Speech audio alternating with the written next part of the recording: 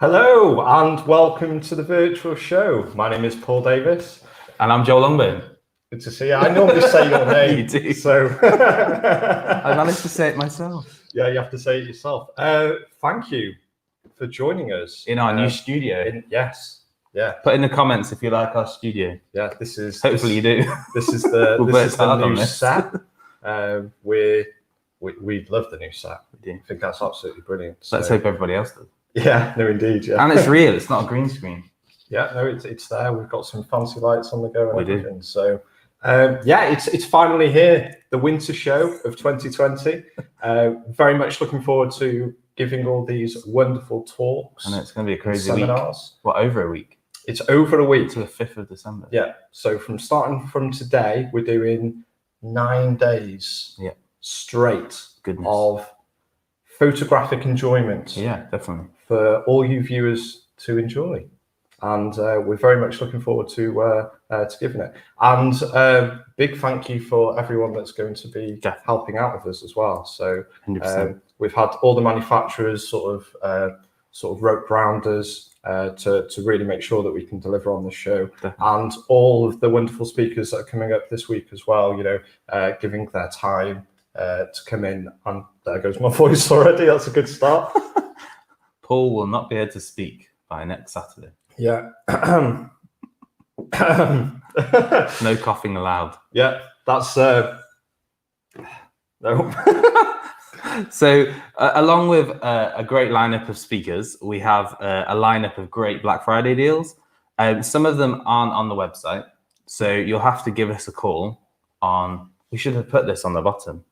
Yeah, you know, like the hotline number. We've got plenty of videos, Joel. That can be. We can add that onto one of the other ones. But our number is 01492 532 510. And yeah, ask for Sarah because Sarah will be doing the good deals. Oh. So, and if we don't pick up, just leave us a voicemail and we will get back to you. Don't you worry. As soon as we can. And we'll get you lined up for a good deal. And we're doing part exchanges as well. So if you want to take some old stuff out and get some new stuff in, now is a great time to do it. We've got some great deals on. Also, depending on where you're watching, make sure that you're keeping an eye on our YouTube or our Facebook feed and clicking the reminders because we're putting up more talks as we go through. So we've got quite a lot lined up. So trying to get all the information lined up and stuff. And also the all the information is available on our website as well, which is www.cambrianphoto.co.uk. There is a banner on the top of the screen and you're able to click on that banner and see all of the guest speakers on there with some of the descriptions about what the speakers are talking about and a little bit about them as well. So you can get a good idea of what's coming up. Yep, it's going to be good. Quickly in the comments, we've got Coed ZZ saying a great background setup. What is the background, by the way?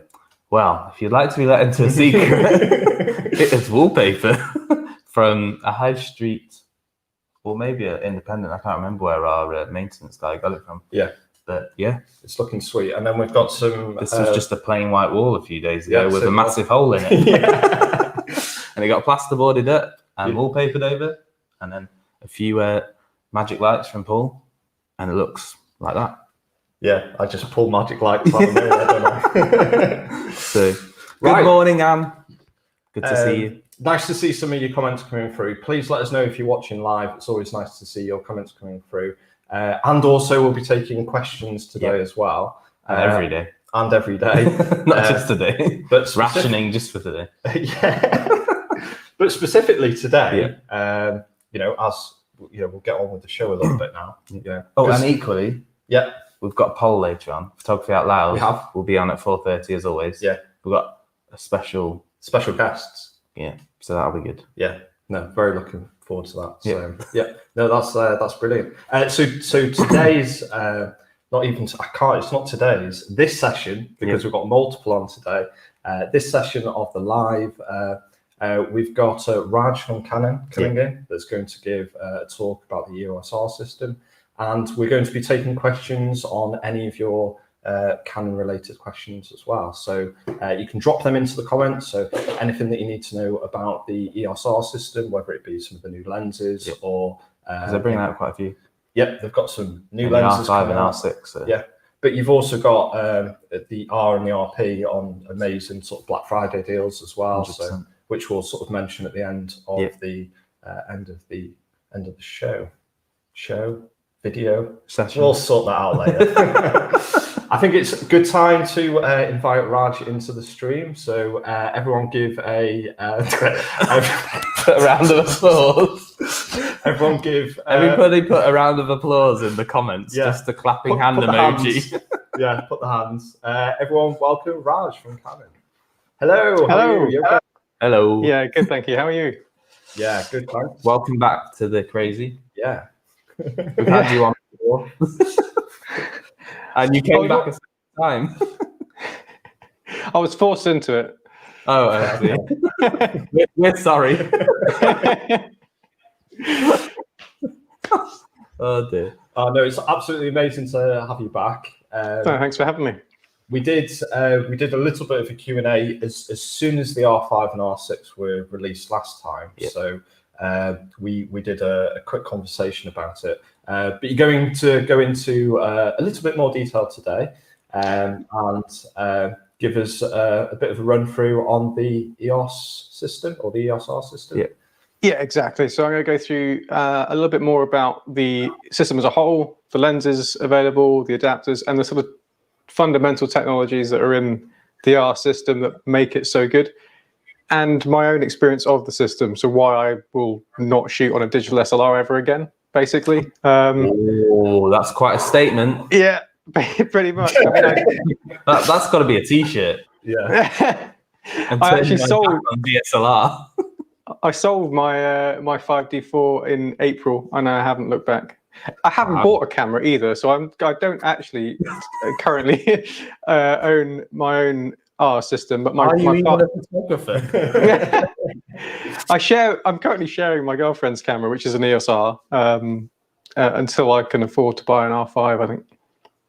Yeah, that's very true. And like ourselves, you are in a fairly unique position of people tend to sort of let you use stuff as well, which is always a great place to be. So yeah, I mean it's not the only one. I've got an R5 on my desk, so it's yeah, you're acting like you're a poor hard done by fella. yeah. You've got an R5 chilling on your desk. Dear me. Oh, that's brilliant. Well, I think we'll let you crack on, Raj, and we'll at the end. We'll see you at the end to answer some of the questions that have been placed in the comments. Great, thank you very much. Bye.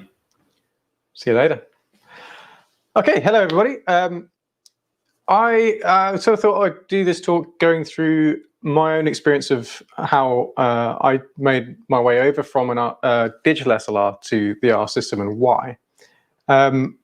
But I thought I'd start with basically what makes a mirrorless camera significantly different from a digital SLR.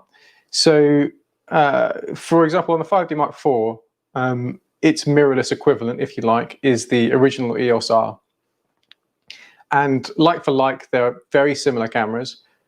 It's the same sensor built into the camera, but you're getting, and it's not necessarily quite as quick as well. You're not getting the dual card slots that you got on the 5D Mark IV.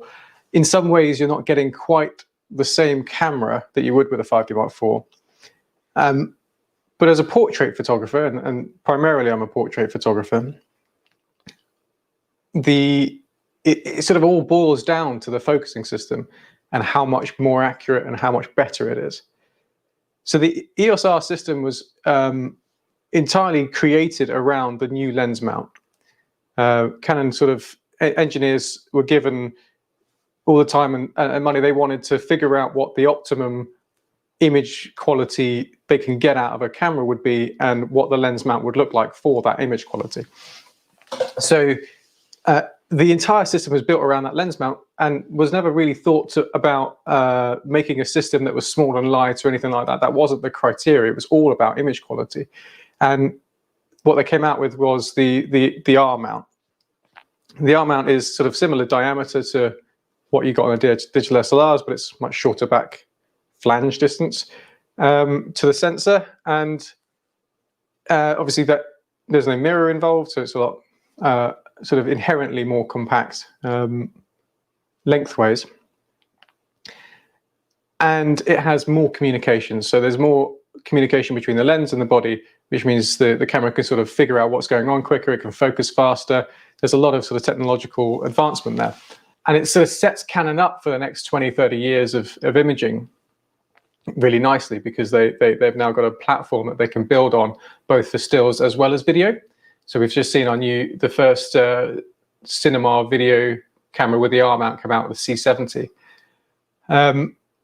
And the mirrorless bodies, you know, the sort of stills mirrorless bodies are very much hybrid shooter bodies. So they're a lot of high-end video spec built into these cameras as well. The focusing system, particularly, what that Canon uses is what's called dual pixel AF, so dual pixel autofocus, and it's fundamentally wildly different to what you'd have ever seen in a digital SLR when you're focusing through the viewfinder. So on a digital SLR, this isn't a digital SLR. I don't have one in the house anymore because, as I said, I put my money where my mouth is, I suppose, but I have got rid of all of my digital SLRs. You'd have had a mirror, and the focusing system sort of sits actually at the bottom facing up, and there's a little sort of series of mirrors that bounce lights down into the view, into that. And that's where the sort of focusing system sits. The inherent issue with that is you've got lots of small parts in different points that aren't on the sensor, that could be slightly, ever so slightly out. If they move ever so slightly, if you knock the camera or whatever, your focusing system can be slightly off, which is why you have that option to micro adjust in the camera. So you can sort of tweak your focus and optimize it so that for each lens, so that, what's the word? Calibrate. So you can calibrate your lenses to your body so that they give you the optimum sharpness. With a mirrorless body, you simply don't need to do that because it focuses direct to the sensor. And with dual pixel autofocus works in a way that's quite different to how other manufacturers do mirrorless bodies as well. So if you imagine, if you imagine every single pixel is split into two, so you have two photo sites on every pixel, you effectively have a left and right eye.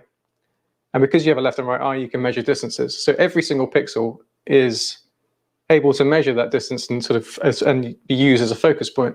So on the R5, for example, you've got 45 million focus points, which is a big difference compared to, on a 5D, you've got 61 point focusing system, I think. Yeah.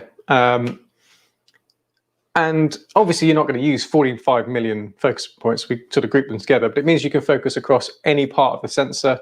You can track moving subjects across the entire sensor. It just gives you a lot more flexibility. And this focusing system works. So how a lot of the other manufacturers and how other mirrorless bodies used to work, they either used to use sort of a combination of things. So contrast-based autofocusing systems, and contrast-based autofocusing is great unless it's low light. So when it goes dark, you sort of struggle because there's low contrast. There's very little contrast when it gets dark. Similarly, the issue with contrast-based systems, what would happen is the focusing system would get to a point where it thinks it's sharp, go past it to see if it gets any sharper, and come back, and then you get this little wobble.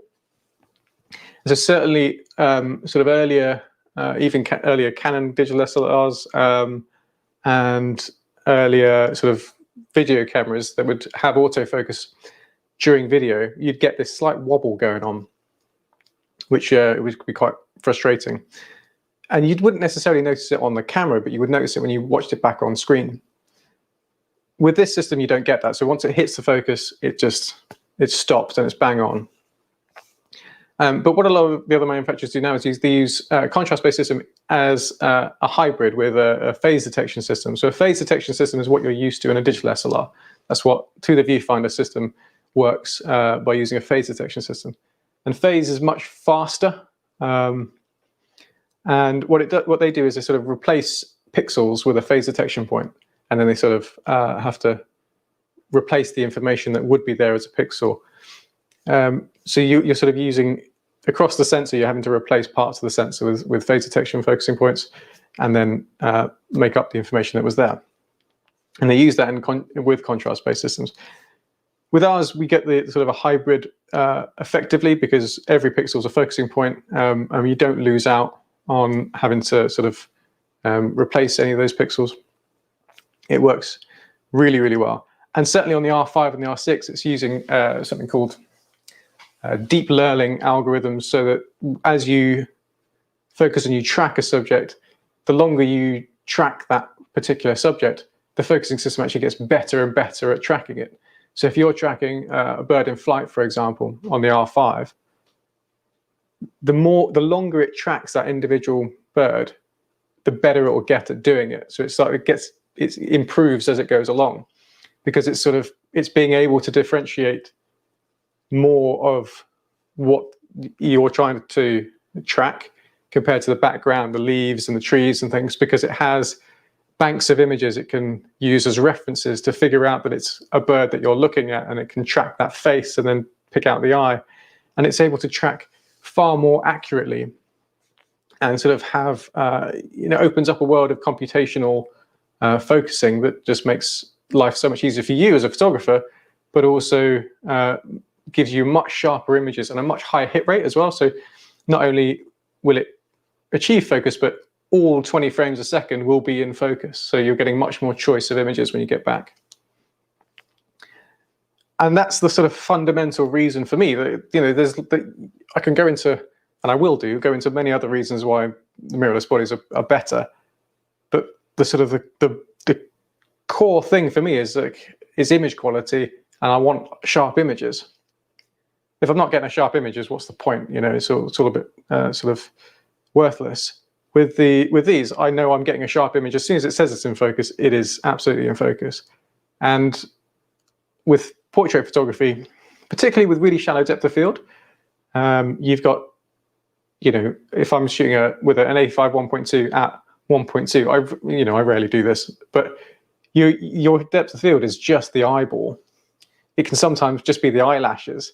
You're really talking very small, finite amounts of detail. So with this system, it will pick out the face, pick out the eye, and it will focus on the eye. And I know that it's going to be able to track that.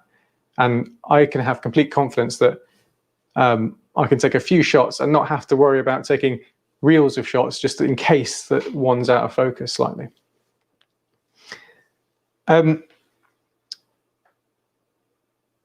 So with this sort of new lens mount, we're also able to have a sort of more communication with the lenses to help with this autofocus system as well. So it's able to pick out things much faster, but it also helps for your existing lens lineup. So your EF lenses adapted over to the R work better on the R system than they do on the camera system that they were designed for. So, I use a 51.4 and an 85 1.8 a lot particularly. And they both work more accurately on my R, or my girlfriend's R, because I don't know one, than they do on my 5D4. And this works even across to third-party lenses.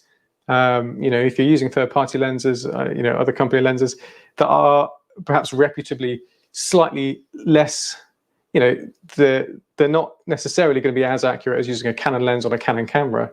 On the R system, it doesn't really matter. They will be as accurate because, or near enough as accurate, because it's focusing direct to sensor. It works so very differently. So it's just so much more reliable. I mean, I really can bang on about that forever, how much more reliable this focusing system is. And it goes across various different types of photography as well. So if you're tracking moving subjects within motorsports or sports in general, you could also have the same focusing system for wildlife and animals and dogs and cats and things, particularly for the R5 and the R6. You're able to get really accurate focusing systems, accurate focus, but really fast and track moving subjects now. The R, I will admit, the R and the RP were not particularly good at tracking small moving subjects. That was a certain limitation that, for me, if I ever did wildlife photography, I wouldn't really use the R for bird photography, for example. For larger animals, it's fine, but for birds in flight, it's really tricky to get the R to track a moving subject like that. The R5 and the R6 do it flawlessly.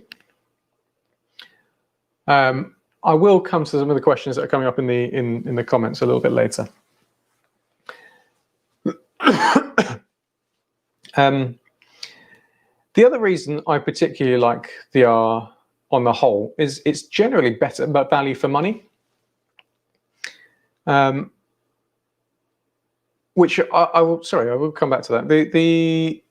The R5 and the R6 particularly, so with the sort of accuracy of focusing with your current EF lenses, with the adapter, you don't lose any light. It's just worth reiterating this because it's a common question I get a lot is, what will you lose light or will you lose image performance? As I said, you don't lose any focusing performance or any image quality. It works actually more accurately. And that's fundamentally because on a digital SLR, they can actually only focus down to 2.8, as accurate as 2.8. So if you're focusing with a 1.2 lens, that's sort of beyond the tolerance of a digital SLR focusing system. So with the R system, it can focus right down to 1.2 and accurately. So your existing lenses actually work more accurately and in much lower light. So on a digital SLR, you could focus down to -4 EV on a 5D Mark IV, and on these you can focus down to -6 or 6.5 EV. And I know that's generally meaningless to most people, but to give you an example, -3 EV is moonlight, -4 EV is starlight, -5 EV is the aurora borealis, roughly, and -6 EV takes the human eye a minute to adjust to. So if it suddenly went to -6 EV right now, it would take you a minute before you could see what you were doing. The R's can just carry on in like that, and it's like it's daylight. And they can also focus at f/22. So if you have, extenders on long lenses, you can continue to focus on these things. So for that long list of reasons within focusing, that's why I love the R system and why I'll never shoot on a digital SLR again. The other side of it is they're just ergonomically nicer, I think, particularly the R5 and the R6. And they are better value for money. The R, as an example, you're getting a 5D Mark IV for at least £1,000 less, effectively. Sure, it has a few limitations compared to the 5D Mark IV, but it's close enough. Another really good example is the RP is a really good value full frame. It's the cheapest you can come into a full frame mirrorless, full frame camera on the whole. Actually, I think on launch it was the cheapest full frame camera on launch, I think, ever. I can't remember if that's true. Something like that. The R6 is internally, effectively, a 1DX Mark III or 4. What are we up to now? Well, the current generation of 1DX, the R6 is effectively the same camera inside. It's that good. 1DX Mark III, I'm pretty sure.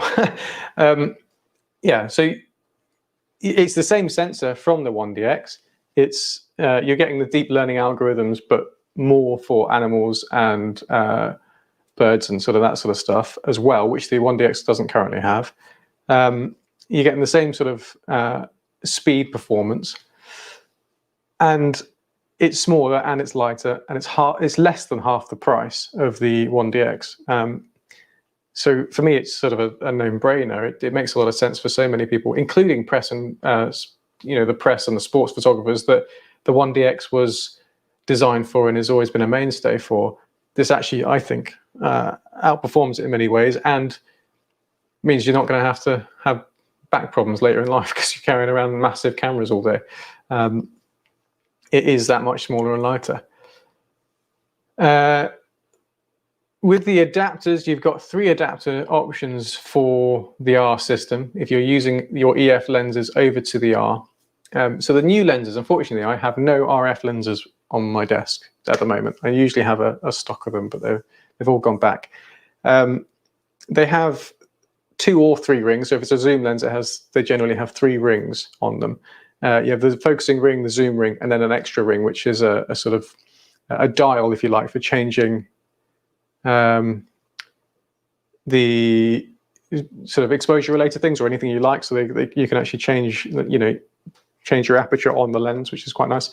So one of the adapters actually adds that ring to your EF lenses, because if you have to have an adapter, all the adapter does is give you the communication to the lens and puts the space where the mirror used to be. And if you have to have that for your EF lenses, why not do something with it? So Canon have sort of come up with a few different options there. And the control ring allows you that control over exposure related things. The other one, my favorite one, is the drop-in filter one. So you're actually able to drop filters in between your camera body and your lens. And you've got the option of circular polarizer or a variable ND and a clear filter, which, if you think for wildlife photography or for landscape photography, and I just use it for when I go traveling, having a circular polarizer at the back end means it fits all of your lenses. It's not bulky and cumbersome. If you're using the Lee system, it's bulky and cumbersome. And if you're using the old Lee system, it falls off all the time, or mine does anyway. The new one is much better. You've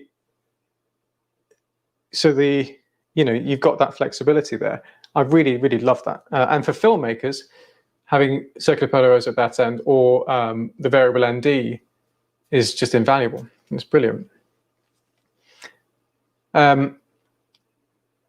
So that's sort of the camera body side. And on the lenses, so this new lens mount has meant that Canon have been able to manufacture lenses and design lenses that have simply never been possible before.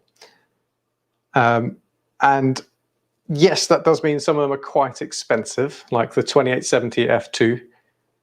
But what a lens! It's just staggering. I don't know, Paul and Joel, if you've had a chance to play with that lens at all, but it's just so much fun to play with.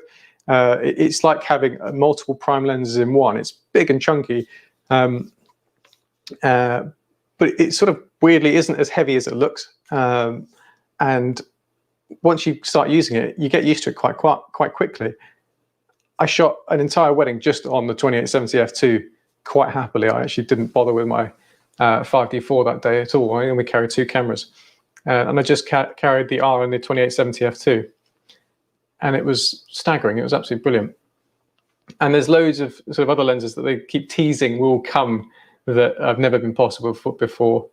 So sort of expect something on the wide end that'd be interesting. And,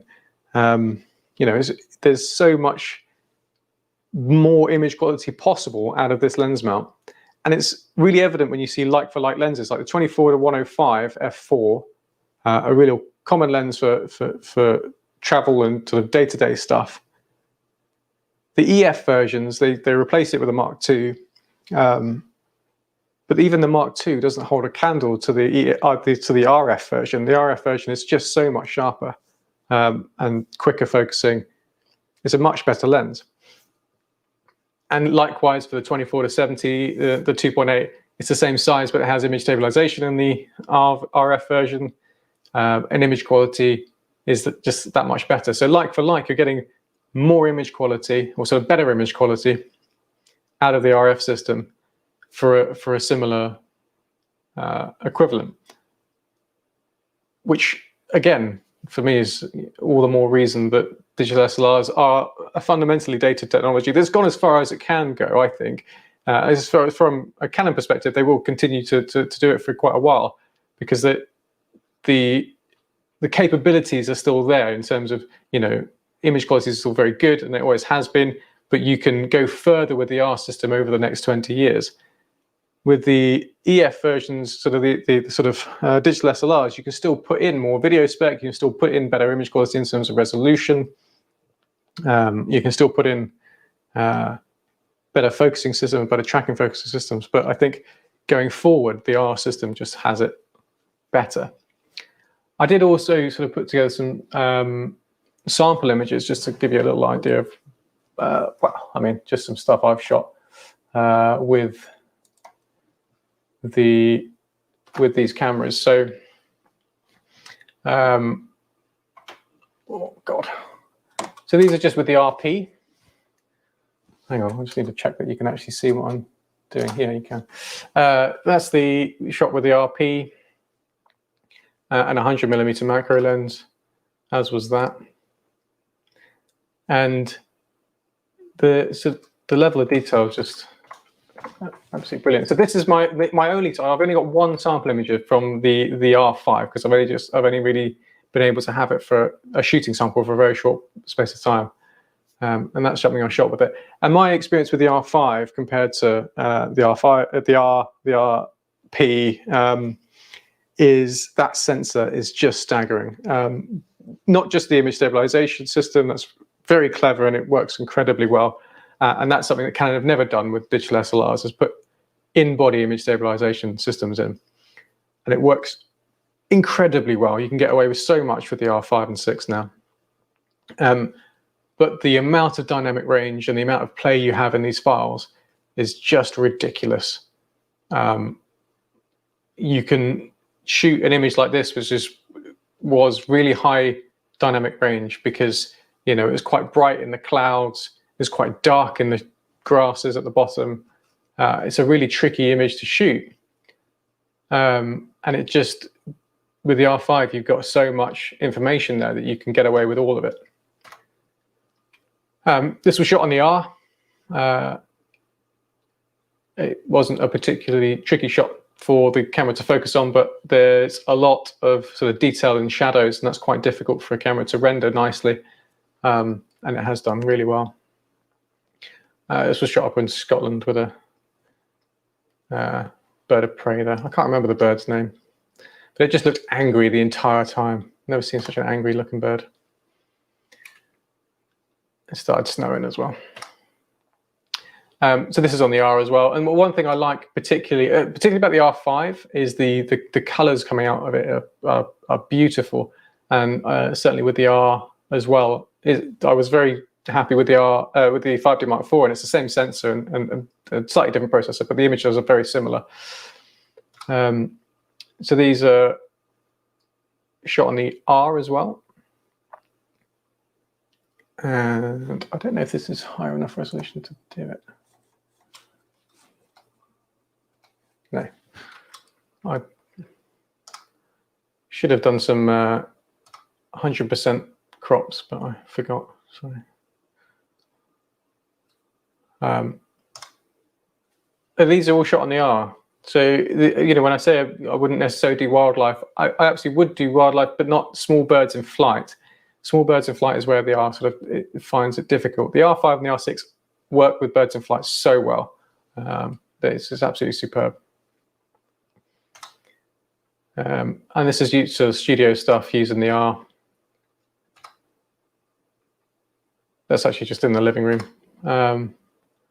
All of this is. So yeah, back to me.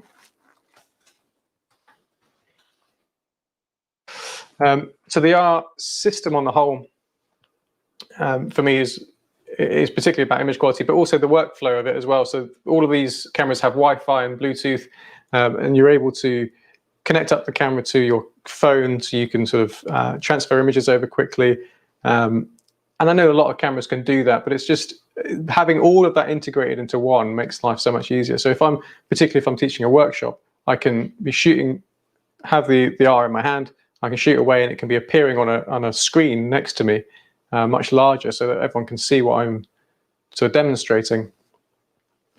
And for a camera to do that reliably, I've found is quite difficult to do and quite difficult to find. And certainly in the past, I've struggled with that. Is that a camera that can just, I can pick up, use, and if it disconnects, it reconnects for me. I don't want something that's just going to I'm going to be spending loads of time faffing over for the entire shoot. And likewise for weather sealing, all of these cameras are very well weather sealed.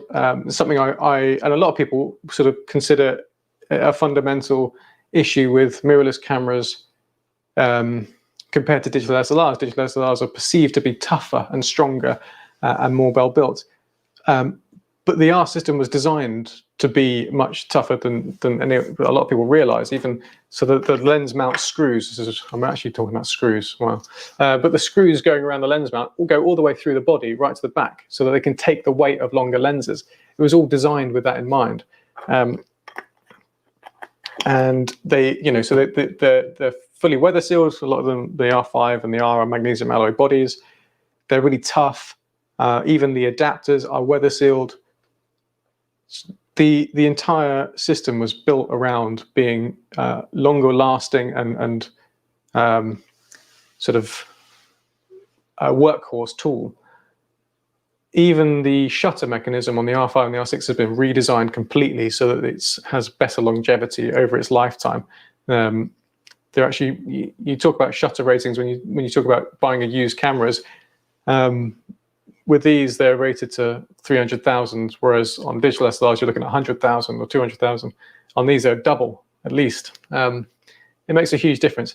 And with the R5, the R6, and the EOS R, the only one that doesn't do it is the RP. When you turn the camera off, the shutter comes down to protect the sensor, so that, there you go, that's on. So that you don't get dust on the sensor, because that is one thing that can happen with mirrorless bodies. When you change in lenses, dust can get into any camera, and obviously if you don't have the sensor protected in some way, and on a digital SLR you've got a little bit more leeway on that because you've got that mirror, you're getting a little bit more chance of dust, so that protects the sensor on there.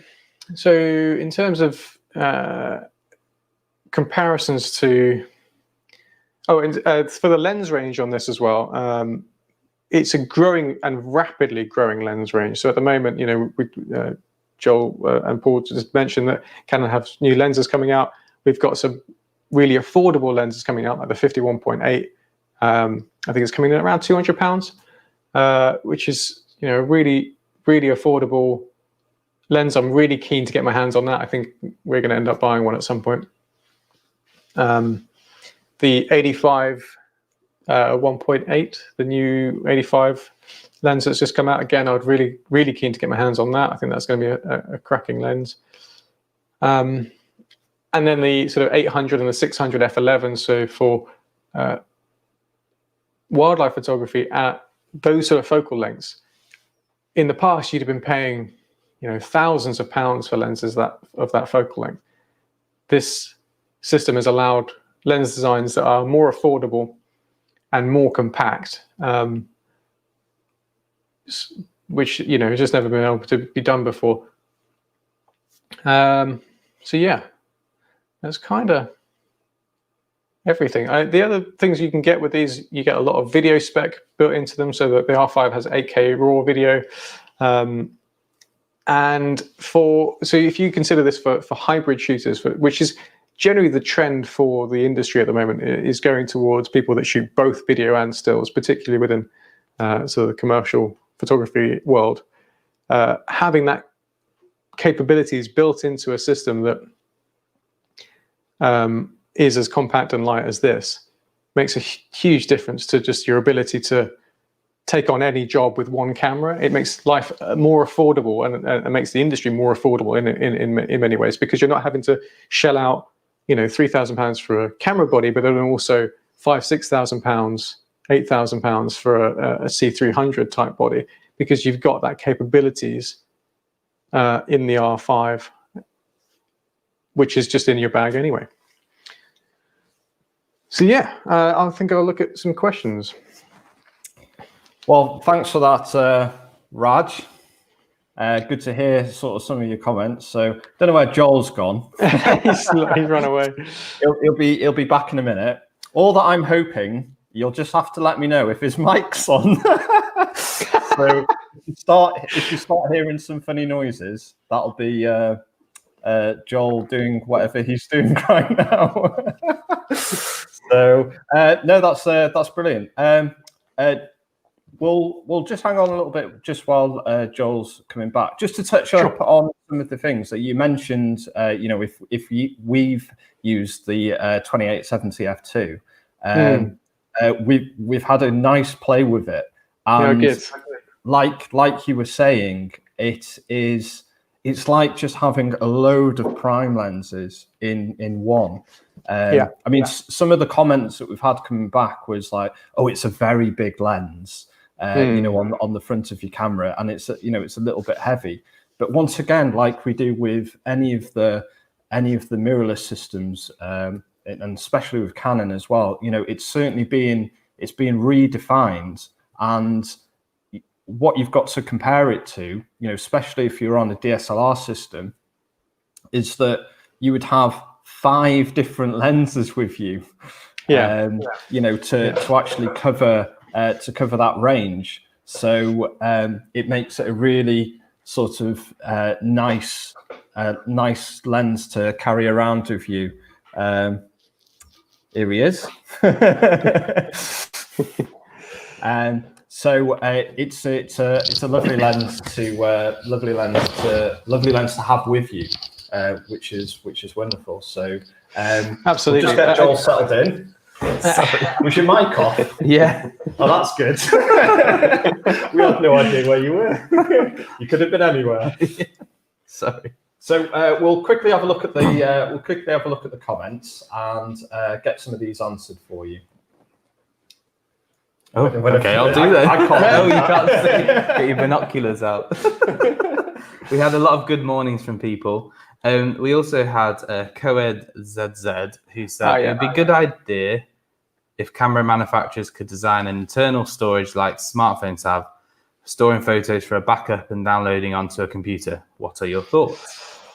I think it's very interesting. I think maybe we're sort of consigned within what technology can actually deliver at the moment.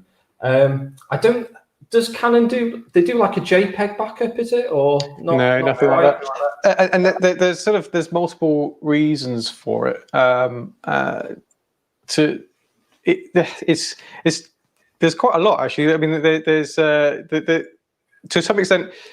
Part of the reason is some of these cameras are sold to security, like the police and things like that, and they don't want internal storage. So that's it's coming across from the entire industry of people that might buy these cameras. And weighing it up like that.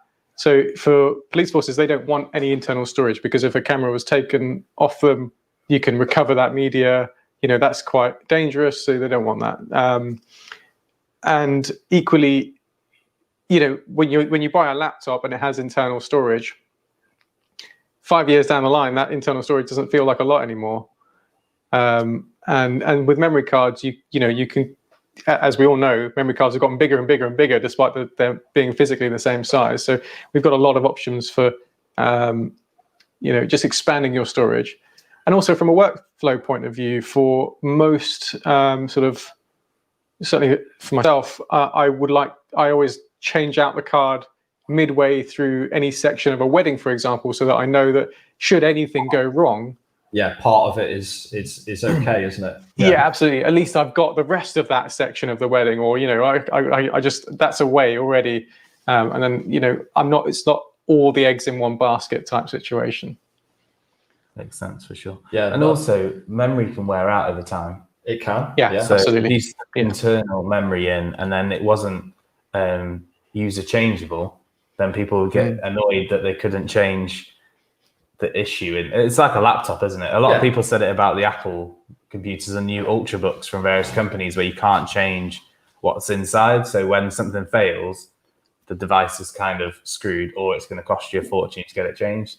Whereas the SD card, being able to swap it out. Also, in terms of workflow, you mentioned one for weddings, but equally, if you're a journalist or working at high pace in sports photography or something like that, and if you've not got the ability to tether and send your images, you can just hand over, pull a card out, put another one in and crack on, and then somebody can get that to the newsroom or to wherever it's being edited in an editing suite or whatever. So there's a big workflow situation there with the use of cards. Really good question though. No, definitely. It is, in terms of the technical aspect and also the usability. I think workflow, we kind of think of workflow as what we know. Yes. And I know that both of us have learned, being in the shop, that people ask us questions. We think, I've never thought about why that would be useful, but it makes complete sense when it's for a certain type of industry. And I think that's really important for manufacturers, is their understanding of their range of customers that might buy one. Absolutely, definitely, yeah. And maybe sometimes we overlook them, like Raj was saying, is I never thought about the whole police thing about the internal storage. Yeah, definitely. There's probably multiple reasons why manufacturers make decisions that we're just not aware of. And back in the day, we both remember when little compacts came with internal memory of 10 megabytes or 12 megabytes, and it was still like 5 JPEGs, and you're like, of what use is that? I know. And they stay on, those 5 JPEGs stay on there for the rest of its life because you forget that they're there. Yeah. And it's normally at the inside of a shop. Yeah, the inside of a shop or or one Christmas tree. Yeah. And they've got their camera for Christmas. Oh, that's brilliant. Let's tackle another question. Okay. So Mark Pavey, hello Mark. This is all great, but why keep the 1D range at 2 times prices? Let's dig down into this a little bit. I mean, I'll start this off by saying that I think probably one of the main reasons is why sort of the 1DX series is still going strong is personal preference. For sure. When we were speaking to some wildlife photographers that have tried mirrorless, they've just gone, no, it's not for me. It doesn't feel right the way that they expect it to. So there's a lot of muscle memory involved when you use your camera day in, day out for your job. Yeah. It's like somebody giving you a different car to drive or a different van and you're a courier and everything's in the right place. You know where you can put your phone or how to turn the radio on without looking. And that's the same with photographers, a sports photographer or wildlife photographer who just knows where all the buttons are and change the settings without having to remove the camera from their face is, I think, a big deal, isn't it? Yeah, no, definitely. As for pricing, that's up to Canon. Yeah. But there's a different expectation from a 1DX versus a 4000D or 2000D in terms of longevity of life and stuff like that. Yeah, but I mean, I think the where he's sort of picked that up is where I'm talking about the comparison with the R6 and the 1DX being effectively the same camera. And to a point, it is true. But where the pricing sort of differentiation comes from is the back end stuff that you don't see on, well, most people won't use on a 1DX, like the really advanced FTP capabilities. It's networking stuff. It's got an Ethernet port, which you can, if for pros working in Wimbledon and the F1, that type of thing, they've got their cameras plugged into a network, and it pings it off in through down this wireless system or wired system to the editing desks, and that's something that you're not going to get necessarily at the same price point. It's all also build in terms of what that shutter can handle and things like that, and they're designed differently, aren't they, to be a different beast? Yeah, like just the physical size, you almost get twice the amount of camera. Yeah. I mean, they are built well. I mean, in terms of shutter, they're actually very comparable, but the build quality, you're right. I mean, the 1DX is designed to be a workhorse, and if you see some of these pros that the press guys, they do not treat their cameras well. They batter them around. They're like them together. Yeah, absolutely, and they're essentially just a house brick with a lens on to them. They don't hammering the nails in when they go home to DIY. They pitch their tents with them. They just like smack them into the. It's ridiculous. And for that reason, you're paying for something that is going to be reliable. And on why it's still going, particularly, the R5 and the R6 is the first generation of mirrorless camera that can seriously keep up with a 1DX or perhaps excel on a 1DX. And from a whole industry perspective, to switch over to the first generation of something, there's a lot of photographers that are going to go, actually, I'm not quite ready for that yet. So a 1DX3 or the next generation of 1DX is still relevant until the industry is ready to switch over. 100%. And what the really nice thing, and especially with Canon as well, is that the transition is going to be really easy for those photographers that want to start. You know, as you were mentioning, with with the adapter, all of those pixels being focus points, and your lens is actually being improved as you move across onto a newer system. And it's going to make that transitional period sort of a lot easier for people 100%. that do decide to move across. And it's nice to see, some of the mirrorless systems, and especially with the R5 and the R6, that they're there now. They really are. We can start talking about mirrorless cameras when we start talking about sports and wildlife. Where it's definitely going to be an R1 at some point, isn't there? Just that whole build, feel. Look at that! Look at that! I don't know. I have no idea. It has to be a thing, doesn't it? I mean, Sony had it with the A7 series. They went full frame. They built up over time to build things like the Rs, the S's, and then just the standard A7. And then you got the A9. Yeah. And now the A9 Mark II. So it's just a natural progression to move into a full range of cameras, isn't it? Absolutely. And it feels like exactly right. It does feel like a natural progression. And certainly, if you're gonna have a range that's gonna take over from the digital SLRs, you can't have that without that flagship. And also, it seems, but makes sense. And they wouldn't have put all this effort into fantastic bits of glass if like the wide gamut of professional photographers aren't going to make use of it. That would seem a bit odd. But timescales, who knows? But it's definitely going to happen. And then you'll see how those prices compare and the abilities of the 1DX Mark III versus R1 or whatever they'll end up calling it. But there's obviously going to be something a bit more. There's definitely got to be. Well, thank you for your comment, Mark. That definitely got Those like 20 minutes. They were two great questions. They really got in depth into what EOS R is now and will be in the future. In terms of their capability, because we both were kind of like hoping that Canon would bring out something. Like the R6 and the R5. Obviously, we didn't know that's what they'd be called and the specs. But when we received them in the post and went, wow, I'd actually trade in my A7 III for an R6. Like, it was an immense bit of kit. My son really liked it. My 3-year-old liked it. And he can figure out how to use it. So it bodes well for everybody. Grown up. So if the R5 and R6, even a 3-year-old can use it. It's old. Do we have to put a non-disclosure? Maybe. Problems of being I'm not saying anything. I'm trying not to say anything because in case it falls badly. We get told off all the time. It's fine. We're independent. We're okay. That's brilliant. Any just sum up and final thoughts on the R5? The R system. If you don't think you're ready for it, just give it a go. I mean, just try it out really, because especially try it out with your lenses. So if you can hire one or borrow one for a bit, try it with your own lenses and see how it compares with your current camera, and give it a chance. Because the one thing that I know a lot of people find difficult is that transition to an electronic viewfinder, and that can feel a little bit strange. But with the R5 and the R6, it's a much higher refresh rate, so it feels a little bit more natural than any of the previous generations.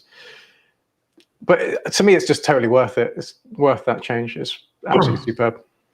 100%. We're both full-bodied, fully invested mirrorless users, aren't we? I think it just makes sense and I think like yourself, Raj, is when you do lots of different things. So, the webcam that we're using is mirrorless. We can do so much more video with it, and the stills. And they're bringing out more features for mirrorless than they are for DSLR. So that's true. And you get more bang for your buck as well. I mean, if you're in the market for a new camera at this point, and you're looking at a 5D Mark IV or within, a similar price range, an R6, or let's stretch to an R5, you're getting so much more getting the R system than you are for the 5D Mark IV. That's not to belittle the 5D Mark IV. I loved that camera for many years. It's a cracking camera.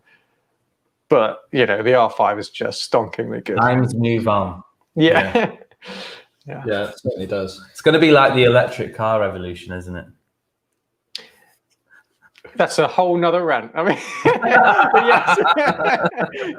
I'm so on board with that. People go in there.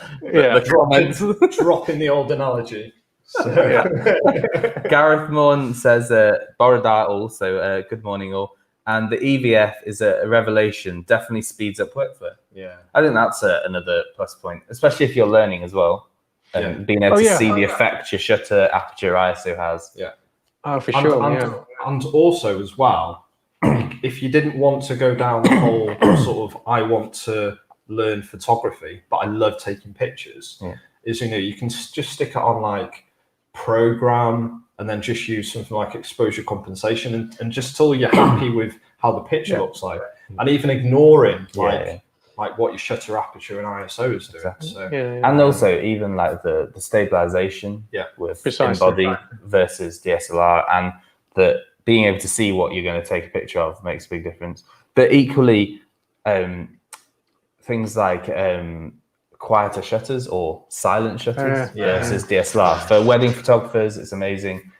Even like baby photography, like that kind of just helps where a noise wouldn't help. And wildlife, that was a big thing for that's a really fundamental thing I've forgotten to mention. Say again? That's a really fundamental thing I've forgotten to mention. But yes, absolutely. The shutter being quiet is a big thing. And also in low light, with a digital SLR, if it goes dark and the camera is still capable of focusing, you're not able to see what you're focusing on. But with an EVF, it just sort of turns up the ISO and brightens it up, and you can see again. Right. It's like the first time you're in a studio. Yeah. And you're like, it doesn't feel right. On mirrorless, you set it to it'll override it, and then it will just it's just fantastic to be able to see what's going on and then see the effect straight away. And you can keep doing this and you can see everything coming up. Yeah. Whereas with a DSLR, you keep chimping. So No. I think it makes a massive difference. Yeah, I think we sound like right fanboys about mirrorless, don't we? Yeah, there's definitely some advantages. I think we're there. Yeah. No, Raj, absolutely wonderful having you on. It's pleasure. Thank you for having me. And hopefully we can see you again in the future. Yeah, no, definitely. Hopefully not forced and your arm twisted into doing it. No, it'd be a pleasure. We didn't damage it too much when it was. Just both hands. They're still operating. There we go. That's a relief. I'm free. Yeah. You can enjoy the rest of your day. Oh, that's brilliant. It's always a pleasure being on with you guys. I always find it quite fun. Good. So we'll just pop you back down into the green room just for a second, and we'll chat just a little bit after the stream. He's still there. Oh yeah, is that my job? Whoops. Well, it was. All right. See ya. You can't just. I was going to do it, but it was the intro. I was just saying to Raj that we're going to put him, just rather than cutting him off. Oh, I see. It could be mid-sentence. That's true. Sorry. My bad. I'll be better next time. It's all right. We're late. I've got 9 days to be right. We certainly have. If I can't get it right by Saturday. So yes, we've got. Today is the first day of our winter show. If you're watching this on pre-record and you've managed to get all the way into an hour, it was a good talk. It was an amazing talk. Yeah, and loads of little things that I picked up on. So, nuggets of wisdom. Yeah, I say that. I feel like there's going to be a lot of them. I'm really not. So no, absolutely wonderful having Raj on there. So and thank you to Callum for making it happen. Big thank you. So later on today, we've got some more talks, including our weekly episode of Photography Out Loud. Yeah. The next talk that we've got coming up is at 3:00 today, which is Friday. Yes. Yeah. The 27th. Black Friday. Yeah. Thanksgiving was yesterday to all our American friends. Yes. Hope you had a good Happy day. Thanksgiving. Makes me hungry thinking about Thanksgiving. Yeah, turkey. Let's not go down the food route. So next up at 3 p.m. is Peter Neal doing a talk on his music photography. So very much looking forward to seeing that later and on. If, just as a slight kind of advert for this, yes, if you have no interest in music photography, which is fine, still watch it, because one, he's a great guy. Yeah, really nice bloke. And also, a lot of the skills you need for music photography it's like usable across. So auto-focusing in changeable lighting conditions, low light, slow shutter speed. Like, if you can make it as a gig photographer, you're a pretty boss photographer, because it's a very difficult environment to work in. You get nudged around quite often, trying to pick the right shot, not getting in the way of other things going on. So have a watch, because it'll be very, very interesting and informative. Yeah, and you'll learn a lot. No, that's absolutely brilliant. So we look forward to seeing you all later on. For us, for now, until later on, we'll see you later. Cheers. Bye-bye. Bye. You're on the button, John. I'll get better at this, I promise.